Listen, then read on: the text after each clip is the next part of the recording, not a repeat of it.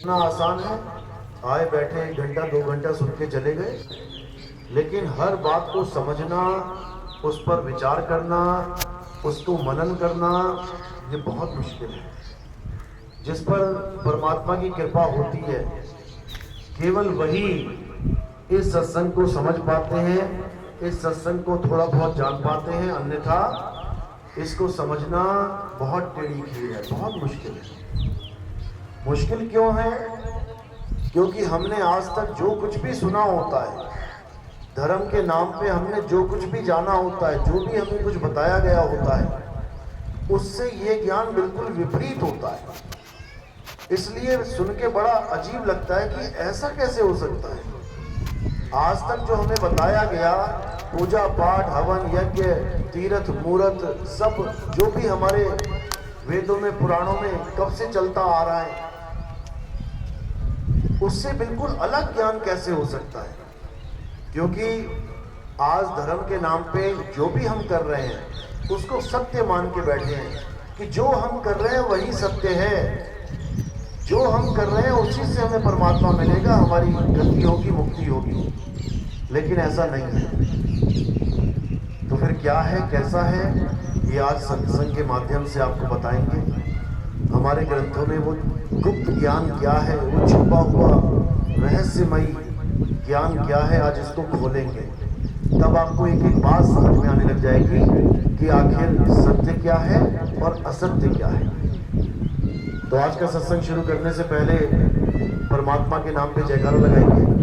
बोलिए परमपिता परमात्मा की, सदगुरु बंदी छोड़ कबीर साहिब की, सभी संतों की, सभी भक्तों की, सत्संग कराने वालों की, इनके माता पिता की, इनके बाल गोपाल की, गांव नगर बस्ती की, आज के आनंद की, सकल हंस को बंदगी, साहिब बंदगी, सतनाम। तो परमात्मा जिसके हम सब जीव हैं,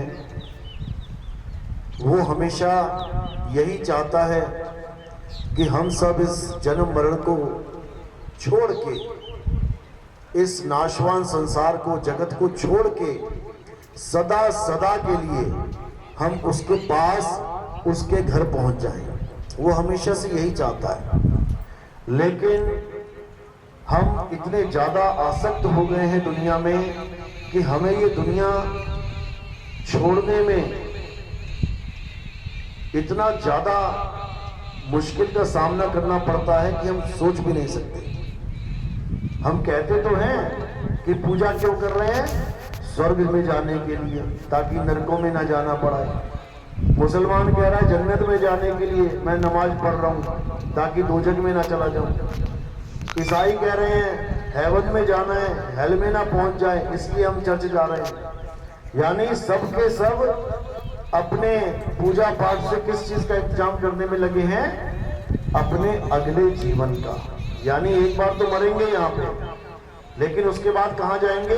कोई कहता है स्वर्ग जाएंगे, कोई कहता है हेवन जाएंगे, कोई कहता है जन्नत जाएंगे, कोई कह रहा है सचखंड जाएंगे।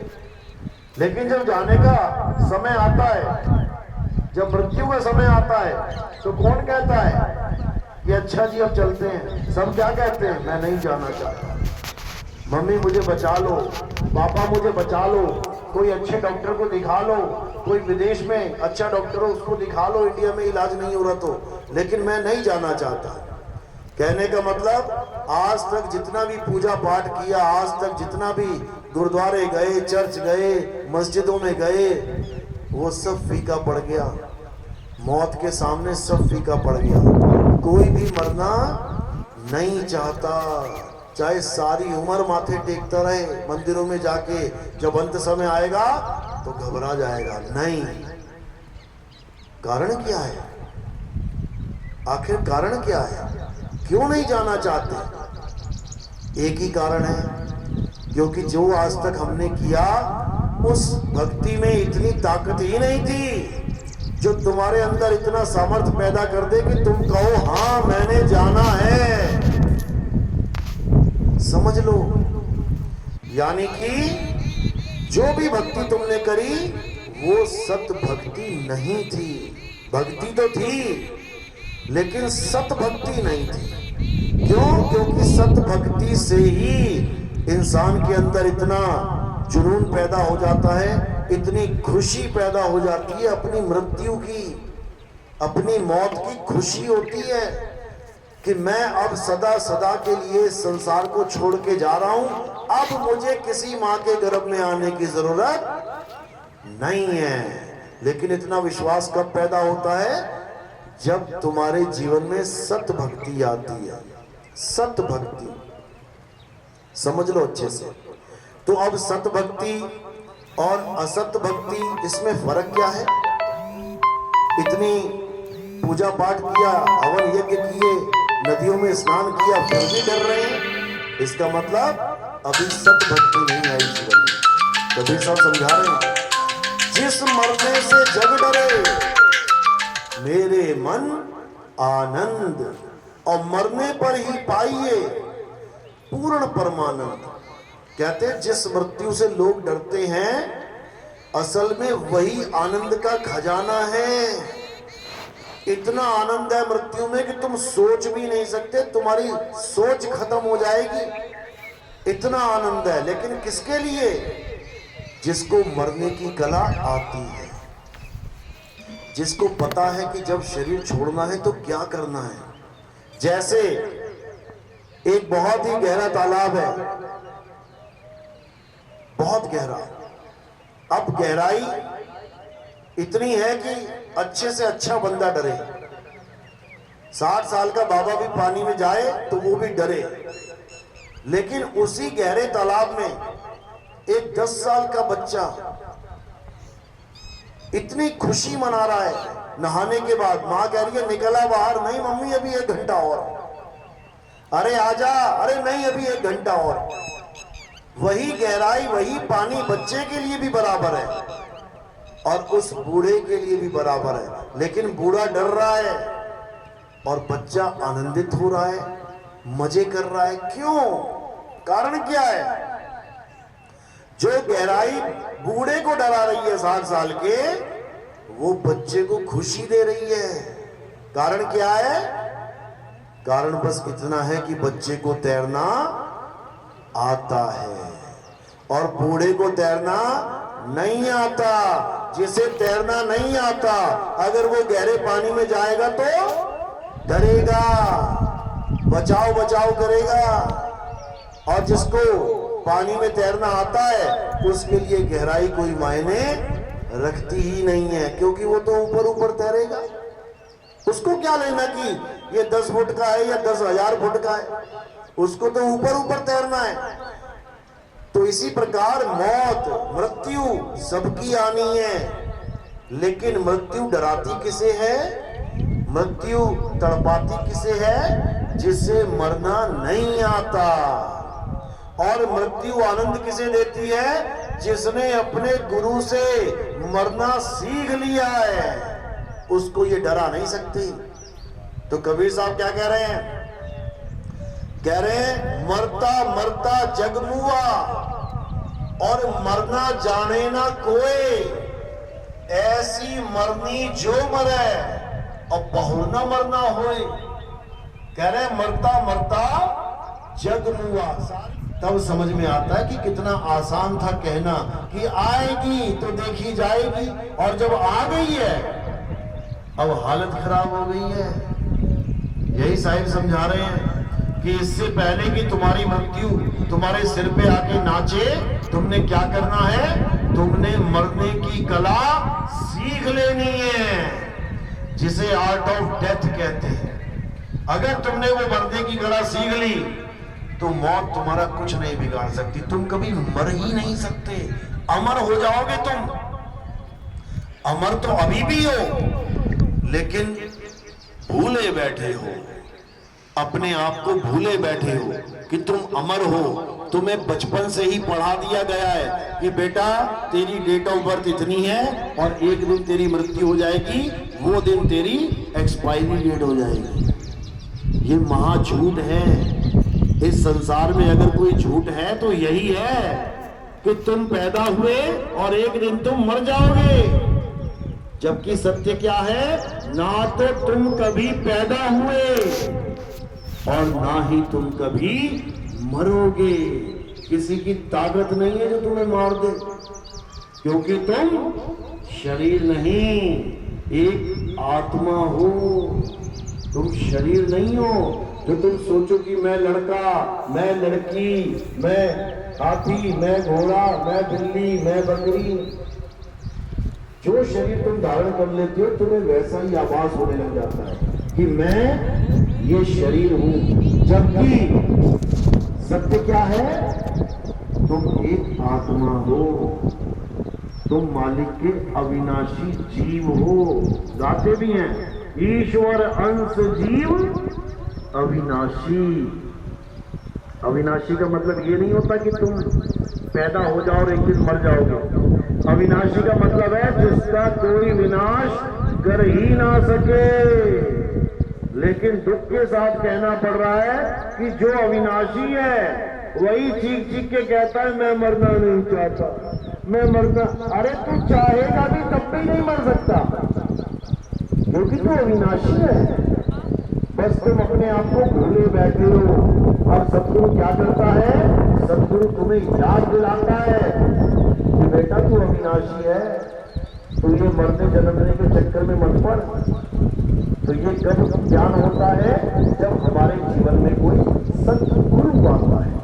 अब सतगुरु बोलते ही क्या समझ में आया कि गुरु तो वो है, लेकिन सत आगे लगा हुआ है, तो क्या बन गया? सतगुरु। सतगुरु यानी जो सच्चा गुरु है। अब सच्चा गुरु बोला है तो कोई भैया झूठा गुरु भी होगा। जब सतगुरु बोला है तो असतगुरु भी होगा। बिल्कुल है, बिल्कुल है। भरा पड़ा है संसार असतगुरु से। बस तुमने पहचानना है कि सतगुरु कौन होता है और असत गुरु कौन होता है। असत गुरु का मतलब ये नहीं कि वो तुम्हें चोरी करना सिखाएगा। असत गुरु का मतलब ये नहीं कि वो तुम्हें गालियां देना सिखाएगा, वो तुम्हें जुआ या व्यभिचार करना सिखाएगा। असत गुरु और सतगुरु में क्या फर्क है? अच्छे से समझ लो। असत गुरु वो होता है जो तुम्हें भक्ति तो देता है, लेकिन असत्य भक्ति देता है। असत्य भक्ति यानी झूठी भक्ति। भक्ति तो करवाएगा लेकिन झूठी दीक्षा देगा। अब ये क्या होता है झूठी दीक्षा? ये क्या होता है झूठी भक्ति? इसको समझ लो अच्छे से। दो प्रकार की भक्तियां हैं, एक सत्य भक्ति, एक असत्य भक्ति। सत्य भक्ति क्या है? जब हम सत्य की भक्ति करते हैं। अध्याय 2 24वां श्लोक 16वां श्लोक पढ़ो, क्या कह रहा है?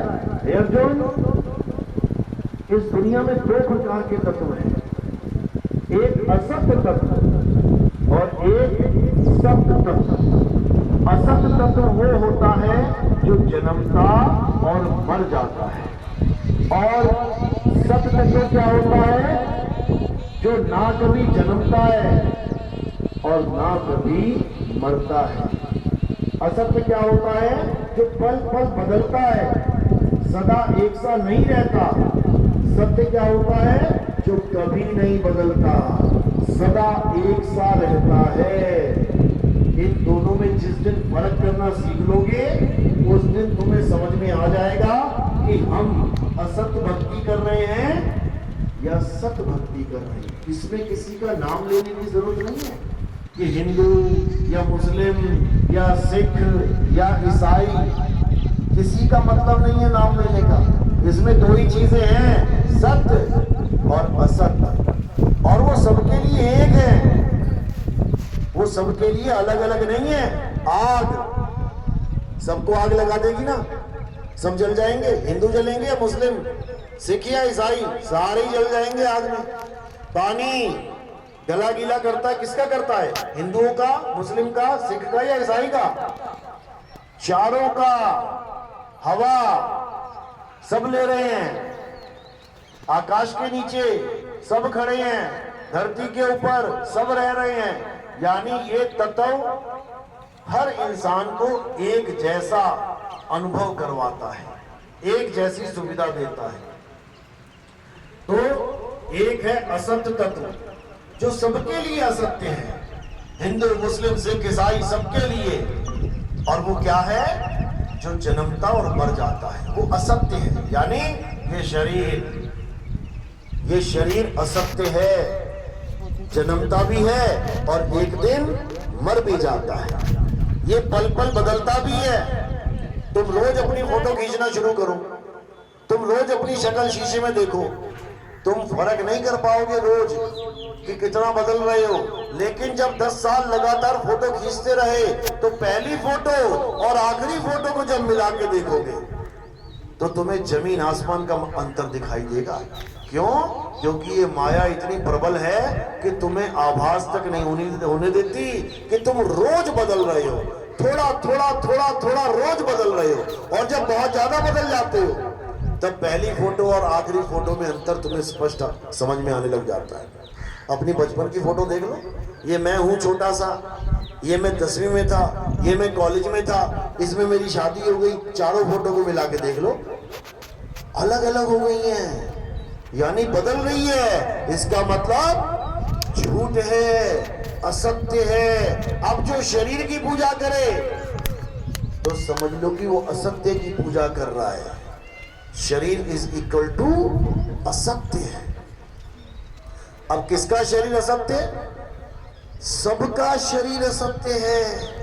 अगर कोई किसी के शरीर को भगवान मान के पूज रहा है, नाम नहीं लेंगे किसी का भी लगा लो, अगर तुम किसी भी शरीर को भगवान मान के पूज रहे हो तो वो असत्य की पूजा है, क्योंकि वो पल पल बदल रहा है। वो आया संसार में और चला गया, तो ये असत्य है। अब मंदिर, मस्जिद, गुरुद्वारे, चर्च, इन बिल्डिंगों से लोग प्रेम करते हैं। देखो बदल रही है कि नहीं? पहला दिन नींव खोदी गई, फोटो खींच लो।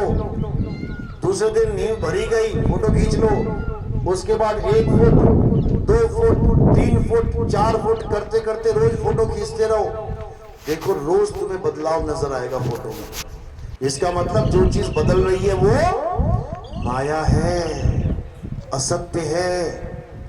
अब कोई पेड़ पौधे ले लो जिनकी पूजा करते हैं, कोई पीपल की पूजा करता है, कोई तुलसी को भगवान मान के पूजा करता है। देखो आज हरी है, थोड़े दिनों में सूख गई, पीली पड़ गए पत्ते, बदल गया। और जो बदल जाए वो क्या है? माया है। यानी तुम सारी उम्र माया की ही पूजा कर रहे हो। अभी तक तुम्हें यही नहीं पता लग पाया कि आखिर सत्य है क्या, तो उसकी पूजा कहां से करोगे? कहीं गुरुद्वारे नहीं जाते हम, चर्च नहीं जाते हम, कहीं नहीं जाते हम, बाहरमुखी साधना नहीं करते हैं, तो फिर क्या करते हो? हम अंतर्मुखी साधना करते हैं। अच्छा, बहुत अच्छी बात है। तो कैसे करते हो अंतर्मुखी साधना? हम नाम जपते हैं। अब कईयों को लगता है कि नाम जपना तो सत्य होगा। क्यों? क्योंकि बोला जाता है एक तू सच्चा, तेरा नाम सच्चा। बोलने में भी आता है कि एक परमात्मा सच्चा है और परमात्मा का नाम सच्चा है। इसलिए जो भी नाम जिसको मिलता है पकड़ के जपने लग जाता है। हिंदू है तो राम राम राम राम राम राम राम राम, मुसलमान है तो अल्लाह अल्लाह वाहिगुरु, सिख है तो वाहिगुरु वाहिगुरु, ईसाई है तो गॉड गॉड, यहोवा यहोवा। यानी जिसको जो भी नाम मिला पकड़ के रखने लग गया। क्यों? क्योंकि वो ये सोच रहा है कि जैसे परमात्मा सत्य है वैसे ही नाम भी सत्य है, जबकि ऐसा नहीं है। ये नाम सत्य है या नहीं कैसे पता लगेगा? मीटर से पता लगेगा। मीटर क्या है? जो चीज बदल जाए वो असत्य है, वो माया है, क्योंकि सत्य कभी नहीं बदलता। सत्य कभी नहीं बदलता, एक रस अखंड है वो। तो अब देखते हैं नाम पे कि नाम बदल रहा है कि नहीं, माया है कि नहीं। जैसे हम कबीरपंथी हैं, कबीर साहब के नाम पे ले लेते हैं कबीर। अब जो कबीरपंथी हैं वो इसको जपते हैं, कबीर कबीर कबीर कबीर कबीर। अब वो सोच रहे हैं कि ये नाम सच्चा है, लेकिन ये नाम सच्चा नहीं है। क्यों नहीं है? क्योंकि बदल रहा है। देखो कहां से शुरू हुआ? बी पे आया, बी से खत्म हुआ, रा पे आया। तो आ गया कबीर, बदल गया। इसका मतलब ये भी माया है, ये नाम भी माया है। इसी को 52 अक्षरी माया बोला गया है ग्रंथों में। ये 52 अक्षरी माया है। जैसे ज्योति निरंजन माया है, ओंकार माया है, रारंकार माया है, सोहम माया है, सतनाम माया है। ये माया के नाम लेके बैठे हैं, क्योंकि जो बदले सो माया। अब माया बदलती है, लेकिन जो सत्य है वो कभी नहीं बदलता। कुछ लोग इन अक्षरों को भी माया कह देते हैं और कहते हैं कि जो असली नाम है वो शब्द है। बहुत अच्छी बात है अगर इतनी बात करते हैं तो, लेकिन देखो माया ने कैसा जकड़ लिया उनको भी। वो एक शब्द की नहीं, वो 5 शब्द की बात करते हैं कि परमात्मा का नाम क्या है। 5 शब्द हैं, 5 आवाजें हैं। कभी शंख की आवाज आ जाएगी, कभी वीणा की, कभी बांसुरी की, कभी मृदंग की, कभी किसी की। इसी को सत्य मान के बैठ गए, जबकि जो बदले सो माया। कानों को बंद करके, आंखों को बंद करके बगुला भक्ति में लगे हुए हैं। कबीर साहब कभी नहीं कहते कि आंख बंद करो, कान बंद करो, भक्ति करो। नहीं, साहिब क्या कह रहे हैं? अरे आंख ना मूंदो, कान ना रूंदो और तनिक कष्ट मत धारो, खुले नयन पहचानो हंस हंस सुंदर रूप निहारो। शब्द निरंतर से मन लागा। शब्द निरंतर, निरंतर मतलब जिसमें कोई अंतर ना हो, जो लगातार एक रस चलता है। शब्द निरंतर से मन लागा और मलिन वासना त्यागी, उठत बैठत कबहु न छूटे, ऐसी ताड़ी लागी। जो असली शब्द है वो ये 5 शब्द नहीं है कि पहले रूहानी मंडल में कोई और आवाज आ रही है, दूसरे में चढ़े गए कोई और आवाज, तीसरे में चले गए कोई। ये माया है, ये अनहद बाजा है। अरे अनहद बाजा जम का थाना, 5 तत्व करे घमसाना। ये 5 तत्वों की 5 आवाजें हैं, ये परमात्मा की आवाज नहीं है। अनहद बाजा विधि विधि बाजे, सार शब्द न्यारी धुन गाजे। अनहद बाजा अलग अलग तरीके से बजता है, लेकिन जो सार शब्द परमात्मा की आवाज है वो एक रस चलती है, अखंड। यानी वो खंडित नहीं होती, बदलती नहीं है कभी। तो कह रहे हैं अखंड साहिब का नाम और सब खंड है। खंड मेर सुमेर, खंड ब्रह्मांड है।